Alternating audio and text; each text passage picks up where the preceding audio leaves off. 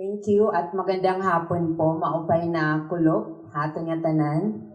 My presentation is entitled Developing Resilient Health Systems, Narratives of Resilience and Recovery After Typhoon Haiyan. Next slide, please. I'm a faculty of the University of the Philippines, Manila School of Health Sciences in Palo, and we're known for the stepladder curriculum. And can we have the next picture, please? Okay, that's the campus. So I'm part of the main campus, which is located in Palo, Leyte. The School of Health Sciences has two other extension campus, one in Baler, Aurora, and one in Coronadal in South Cotabato. We're known for the innovative stepladder curriculum, where we train midwives, nurses, and the last step of the ladder is the medical program. This presentation and the paper that I'll be sharing this afternoon is personal for me because, can you have the next picture please? In November 8, 2013, the School of Health Sciences is one of the UP campuses that was devastated by Super Typhoon Haiyan. And I'm also from Tacloban City. So the campus is the town after Tacloban City. And we were in Tacloban when Haiyan, Super Typhoon Yolanda happened. The school has its own resilient story, but I will not be sharing the details of that. Instead, the outline of my presentation would be, we have the next slide please, I'll be sharing a paper that we did on disaster resilience in health systems. The first part would be on the provision of health services during disasters, specifically on the hospital disaster response, which we did around 2014 to 2015, right after the typhoon. So I'll be sharing to you some of the narratives of hospital resilience at ground zero and some of the lessons that we have learned, particularly zeroing in the critical role of leadership in the health emergencies. And then the second part, I would link this to the recovery phase. Okay, and the recovery phase would focus on strengthening local health systems. And what is the role of the academe, the School of Health Sciences in all this? And I'll end on future directions and implications for research. Okay, when disasters occur, they expose the fragility of health systems to disrupted forces. In the context of climate change and the corresponding global increase in the frequency and severity of disasters, the development of resilient health facilities like hospitals gain urgency. But what is really a resilient health system? One descriptive approach, according to Crook, refers to the capability of various stakeholders, institutions, and populations to prepare for and effectively respond to crisis. Thus, health systems are considered resilient if they are able to produce good health outcomes in the face of crisis and its aftermath. The World Health Organization operational framework for building climate resilient health systems adopted the approach of Intergovernmental Panel on Climate Change by framing climate resilient health systems as being able to anticipate, respond, cope, recover, and adapt to shocks and stresses while improving health of populations and climate variability. However, these strategies are anchored in the need for a tiered healthcare response that requires cooperation and coordination at various levels of the healthcare system that presents its own set of challenges. And as I'll be sharing later, the uneven state of preparedness among hospital facilities at various levels of care further exacerbated the consequences of disaster. In recognition of the vital role of resilient health systems in the context of disasters, both the 2005 and 2015 World Conferences on Disaster Reduction have pushed for the promotion of safe and resilient hospitals as key component in disaster reduction. So what then is hospital resilience? We have the next slide, please. A conceptual framework for health system resilience adopted by the World Health Organization viewed resilience as a function of two key components. Number one is the vulnerability, and number two is the adaptive capacity. Hospital resilience, therefore, depends on decreased vulnerability to the shocks brought by disasters and increased adaptive capacity brought by improved choices and opportunities. To promote resilience, the 6 building blocks of the functional health system should be strengthened. And this, according to the health system framework, are leadership and governance, the health human resource, health financing, health service delivery, access to information and technology, and service delivery. This study used the World Health Organization 2015 conceptual framework for resilience as theoretical foundation to assess the performance of hospital facilities amid the disaster generated by the devastating storm surge of Typhoon Haiyan. Next slide, please. The first part of the presentation is based on the study done together with Dr. Exaltacion Labarda of the De La Salle University and one of my mentors in the Master of Health Social Sciences, and Dr. Charlie Labarda. This was published in the Disaster Prevention Management Journal entitled Hospital Resilience in the Aftermath of Typhoon Haiyan in the Philippines. This is basically an exploratory study of hospital facilities in a post-disaster setting to analyze resiliency in the health sector. So it had the following objectives. Number one, we wanted to conduct case study in hospitals' disaster preparedness along key issues, key measures of hospital resilience. We wanted to describe the impact of Typhoon Haiyan on case hospitals' delivery of services to meet the demand for emergency health service and the medical care of survivors, and to draw out lessons in hospital resilience in disaster. So what we did was to conduct surveys, key informant interviews. The ethics review was given by the De La Salle University. So the case study covered 2 tertiary level hospitals. One was public and one was private run facility. So the results that I'll be sharing will zero in on the 2 hospitals. The table will show us the summarized. We use this instrument, and then the scores of the hospital resilience of public and private hospital is shown in the screen. Each domain of hospital resilience measured key indicators that were scored either 0 or 1, given their absence or presence respectively in the case hospital. A composite score for each domain was derived, summing all scores from the component indicators. So it's just simple. We got the total scores that were computed for both case hospitals from the sum of all domain scores, and a hospital resiliency index was computed using the total score divided by the highest possible score. So the results show that case public hospital has a resiliency index of 0.72, while the case private hospital had a resiliency index of 0.28. So you will notice that the hospital resiliency of a public hospital was greater compared to the case private hospital. Then further, we dig deeper into the reason behind this.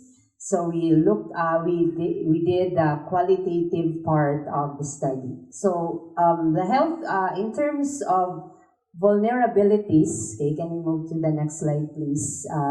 Vulnerabilities to disaster shocks and stress.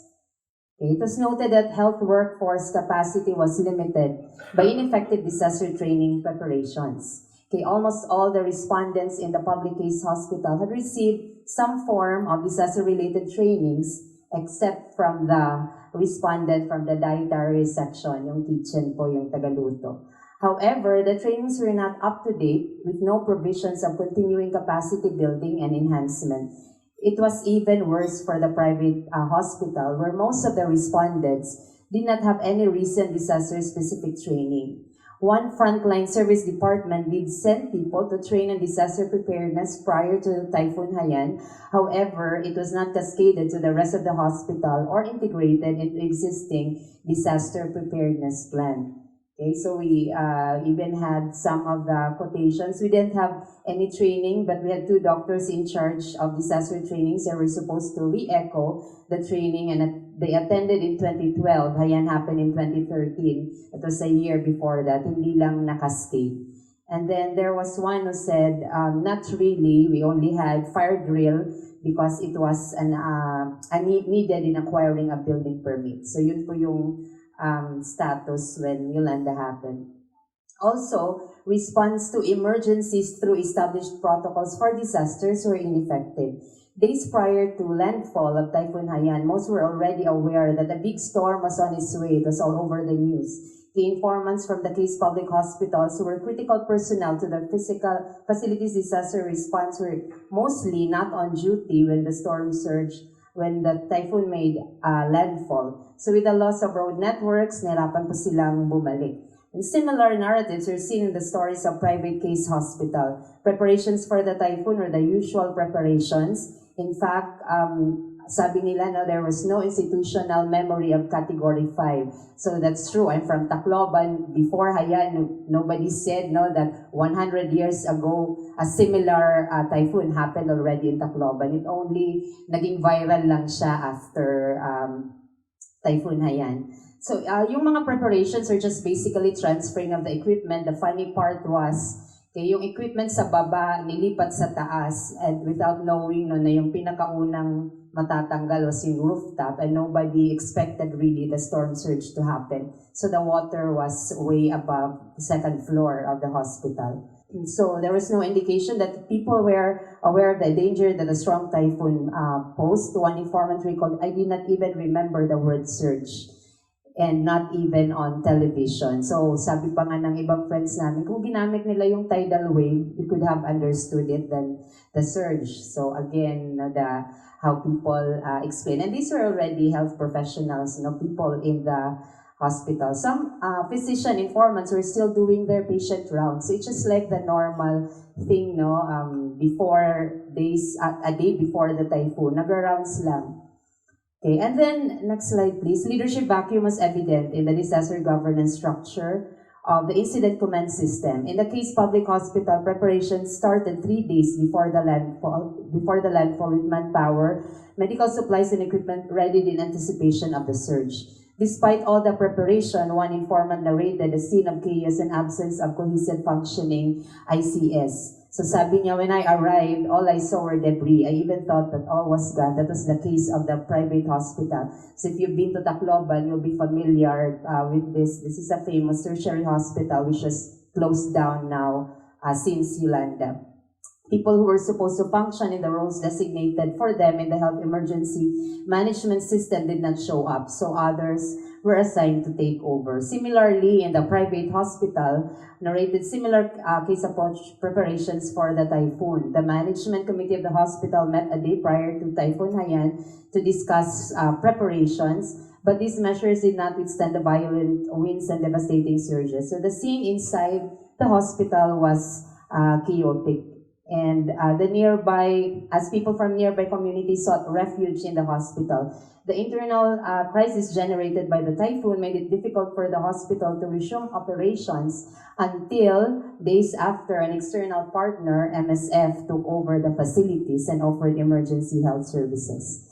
Next slide, please. Despite the challenges mentioned, I'll go to the adaptive capacity of choices and opportunities. Despite this, both private and public hospitals showed resilience and continued delivery of health service. In the picture, you'll see a surgeon delivering a pregnant woman right in the lobby of the hospital with nothing but gloves, and you're looking for yung pangkat ng umbilicus. Factors identified by key informants as key in the recovery of the hospital to deliver health services were the following: the commitment of the staff and employees beyond the call of duty, the readiness to serve amid terrible circumstances, ingenuity in the use of remaining resources, and the presence of external support from larger community and other health sector partners who helped in many ways. Okay, next slide, please. Workforce volunteerism was also a major source of resilience. In fact, yan pa yung hitsura ng private hospital lobby.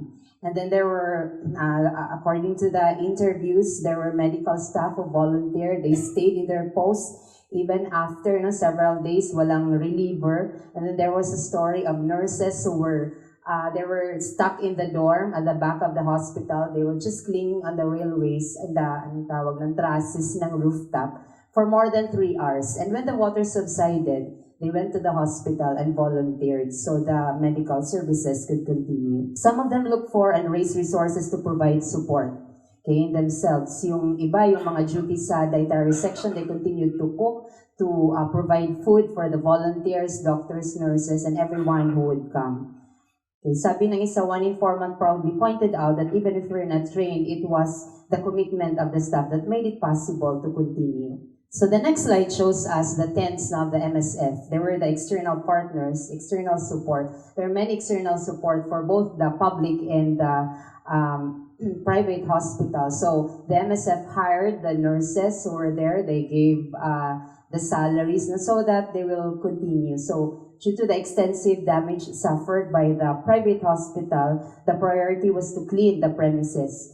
And there were many who helped in this. Okay, partnerships, collaborations were essential in the restoration. So information system also strengthened by social networks and social capitals were very important during these times. So ano yung lessons na na-learn namin na several recommendations? First would be public health in disaster should be taken as a responsibility of both public and private hospitals.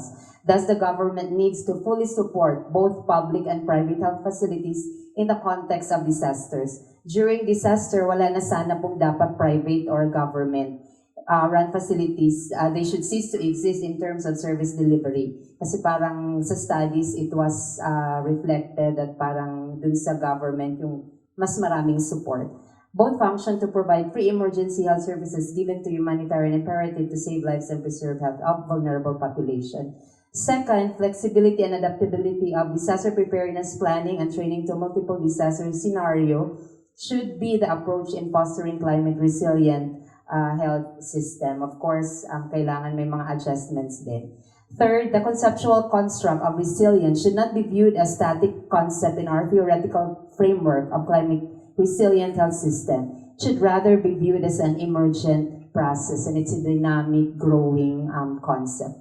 The fourth, in the operational framework for health system resilience, strong leadership and functioning governance structure should be considered as the hub that holds the system together. And this is where I would focus on because ito talaga yung lumabas sa study. And of course, the integration of disaster preparedness into the life and culture of the hospital is necessary. So hindi lang po sana yung lesson na lumabas as requirement lang ng building permit.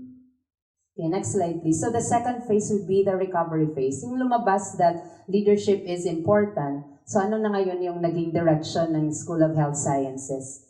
Okay, so it was further, next slide please. It was further supported by the health systems framework of the WHO, the 6 building blocks of health, the heart of that, at the center of that is the leadership and governance. All the other 5 blocks will not move if the leadership and governance is not functional. So in 2013, the School of Health Sciences partnered with a private organization plus the Department of Health, next please, Department of Health through the training and capacity building of local chief executives and municipal health officers with their health teams in making local health systems resilient. So parang we're saying that if you make local health systems responsive, equitable, they're the ones who will respond properly and make themselves now resilient even during or even with no disaster or especially during disaster.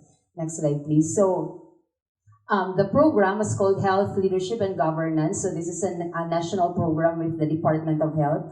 They partnered with 12 academic partners in all over the country. We use the Bridging Leadership as a platform for this. And then, next slide, please. So the Yolanda cohort was formed. So this is also an external partner with UNFPA. So these are the mayors and the municipal health officers together with their DOREPs of 12 municipalities in Samar. Sila talaga yung ground zero also. They were engaged in this leadership program, how to make their health systems more responsive and resilient to disasters. Next slide, please. So, what do we do now? We discuss on the Bridging Leadership Platform, which is the ownership process. It's basically a leader embraces one's responsibility in a social issue. So dapat alam ni Mayor na kahit hindi siya doktor, kasama siya sa health issues. So these are just pictures during the workshop. The Mayor is in blue. They look at scorecards. They analyze the health situation. Next slide, please. The next step of the process that we introduce is, part of the ownership is having the mayor experience the deep dive, no? Parang sa medicine, it's just immersion. Yung letting them experience what the problem really is in the field. So in this case, naglakad si Mayor ng 3 to 4 hours. So the third would be the co-creation. So after sharing this with the community, now we need to have innovations and new institutional arrangements. So dito na po pumapasok yung mga executive order, ordinances. How do we implement them? No? So maraming lumabas. In one of my pictures, there is an example of one of our municipality in Eastern Samar. Meron silang palit lapis program, no? Part of that. And there are many more stories. Can we move to the next slide na lang po? Tapos na po yan. So that's the deep dive experience. That's a leadership journey where mayors have, it's like a retreat, no? They were made aware of the problems and ano yung contribution nila. Then we're heavy on the dialogue, no? Engaging mayors and listening to also the community. Next slide, please. Okay. So there are just many quotations, no, of yung leadership journey ng mga mayors have actually improved the health system. So we also have scorecards, no, to prove this. From red to yellow, most of them have already been green. So right now, with the universal healthcare law, we're moving from the municipalities now into the provinces, engaging governors and the provincial health offices. So I think my last slide would be, can we have the last, yung recommendations? Yes, so future directions of ito po yung lesson namin, future directions of the academe and what we can do. Okay, so baseline pre-disaster data on local health systems, including health facilities for public health emergencies. And the second is very important, implementation, science, research, and the uptake of evidence-based DRMM recommendations among LGUs, and tracking cohort of disaster-affected communities in terms of public health indices and health leadership governance measures over long period of time. Until now, 6 years after Yolanda, marami pa pong kailangang gawin. I think not only in Region 8, no, but in many disaster-prone areas. So, next slide po. If you want to read more about this, the first part is published also in the journals available online. It's a disaster hospital resilience.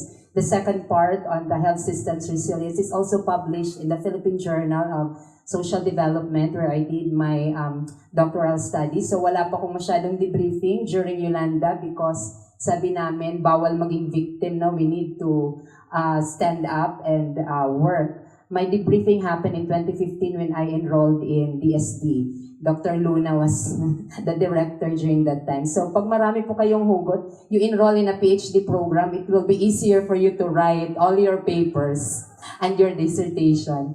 So lastly, we also shared the experience of UP Tacloban and UP Palo in the book that was given earlier. So if you want also to read that up, it's on chapter 24. So maraming salamat po.